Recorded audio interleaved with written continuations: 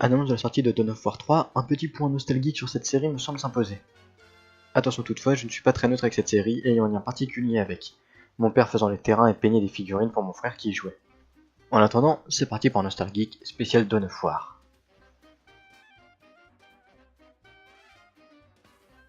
La saga débute en septembre 2004 avec Warhammer 40 000 Dawn of War, un jeu de stratégie en temps réel développé par Relics Entertainment, publié par THQ. Il est basé comme son nom l'indique sur la franchise Warhammer 40 000 de Game Workshop.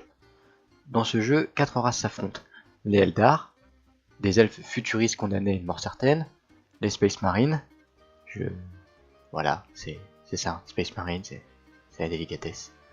Le Chaos, les Space Marines convertis, les Orques, qui ressemblent à des orques normaux. Les extensions suivantes ajouteront 5 nouvelles factions, la Garde Impériale, c'est-à-dire la chair à canon de l'Imperium, les Necrons, machines qui font passer les Terminators pour des pacifistes, les Tau, sorte de société qui vise le bien suprême en asservissant les planètes conquises, les Sœurs de Bataille, des moines féminines de combat qui se battent pour l'Inquisition, des Space Marines avec des boobs en fait, et les Eldar noirs, des Eldar du chaos. Ils ont été très repompés par les Wraiths dans Stargate Atlantis. Parlons-en des Space Marines.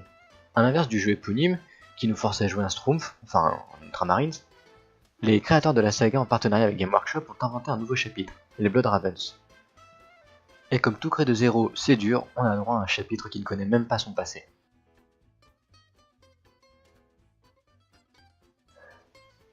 Blizzard n'a qu'à bien se tenir, avec Game Workshop derrière, il fallait mettre le paquet. Et les cinématiques sont de toute beauté, même pour le premier opus, sorti il y a 12 ans. Je vous laisse admirer quelques secondes.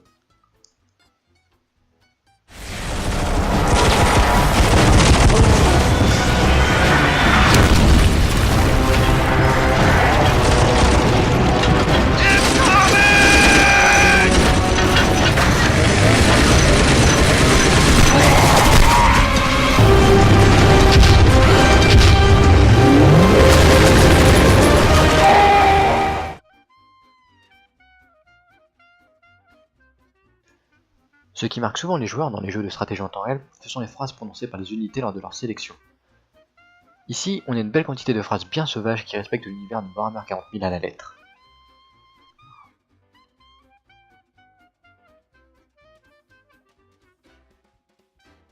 Ce qui est chiant avec les jeux de stratégie, c'est le farm de ressources. La saga s'est donc affranchie de cette partie. Seules 2 ressources sont disponibles dans le jeu, la réquisition, qui s'obtient en capturant des points sur la carte et en y mettant des avant-postes qui permettent de vérifier les alentours, et l'énergie, une centrale EDF dans votre base quoi. Les unités disposent de 2 valeurs à surveiller, la santé et le moral. Le moral influe sur les dommages que l'unité inflige, s'il tombe à 0, vos unités deviennent inutiles. Jusqu'à Dawn of War 2, seuls les cratères offraient une réduction de dommages.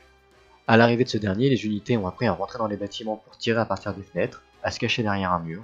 Elles seraient presque devenues dignes de l'empereur. En même temps, un titre ayant pour sujet Warhammer 40 000 n'allait pas mettre en avant des parties de farming longues et chiantes, mais se concentrer sur le combat pur et dur. Si cette saga est marquante, ce n'est pas uniquement grâce aux cinématiques, mais parce que le jeu a su évoluer au fil des sorties. Le premier standalone, Winter Assault, sorti en septembre 2005, rajoutera une campagne où le joueur sera amené à jouer tantôt la garde impériale, tantôt les Space Marines, tantôt les Eldar, tantôt le chaos. Un an plus tard sort Dawn of War Dark Crusade, qui rajoutera 2 races, les Necrons et les Tau.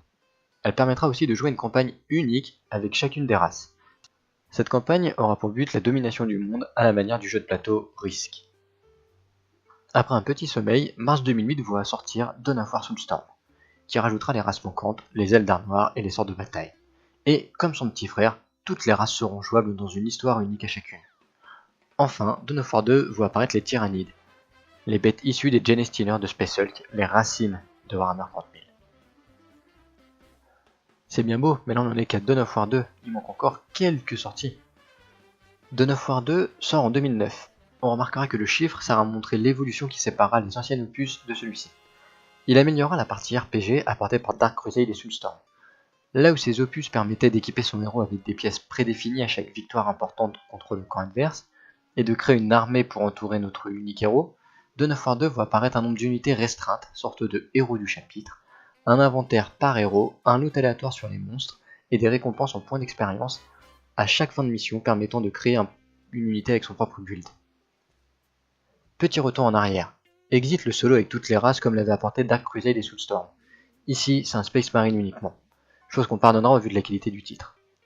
L'année d'après, une extension voit le jour, Chaos Rising, qui permettra de corriger les petits soucis rencontrés sur Dawn of War 2, comme l'affichage des stats des équipements entre autres, et de rajouter quelques heures de jeu. Pour le retour d'un mode solo qui diffère pour chacune des races, il faudra attendre Dawn of War 2 Rétribution, sorti en 2011. Celui-ci fournira d'ailleurs directement toutes les races.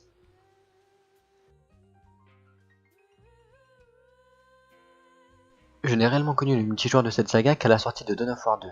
Avant, je jouais avec des amis de lycée et ça se résumait à je sélectionne toutes mes unités et je les envoie toutes à la charpie.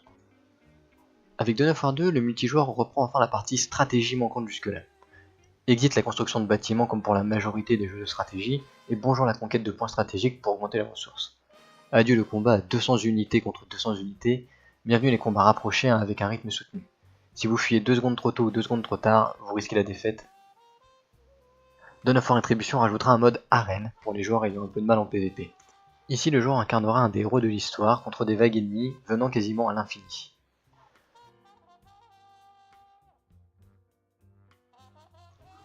Pour qu'une saga tienne aussi longtemps, il y a peu de solutions. Et plutôt que de sortir un jeu fade et sans saveur chaque année, coucou les Call of Duty, ils ont décidé de faire se croiser et poursuivre l'histoire de Dawn of War premier du nom jusqu'au dernier, et ça c'est fort. Dawn of War 1 se finit sur la destruction d'une relique du chaos. On ne se douterait pas que le démon contenu dans cette relique serait présent 10 ans après dans un combat épique. De la même manière, le jeu a su faire apparaître les héros des opus précédents, comme Daventul, dans les opus suivants, et a réussi le tour de force d'intégrer leurs histoires.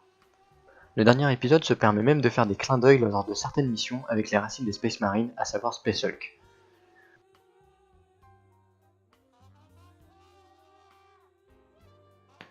Même si l'histoire semble être finie avec Dawn of War 2 Rétribution, j'attends avec impatience le nouveau titre avec Sega à la direction. Cependant, à l'heure actuelle, j'ai lu que seulement 3 races étaient annoncées. Et vu la chier de DLC présent pour Dawn of War Rétribution, j'ai peur que les races manquantes suivent moyennant finance. Ceci dit, peut-être sera-t-il basé sur la suite de Space Marine, qui n'est pas un Dawn of War et dans lequel on ne joue pas un Blood Ravens. Peut-être n'avons-nous pas battu tous les démons du sous-secteur d'Aurelia, mais une chose est sûre, il sort dans ma collection quand bien même seules 3 races sont annoncées.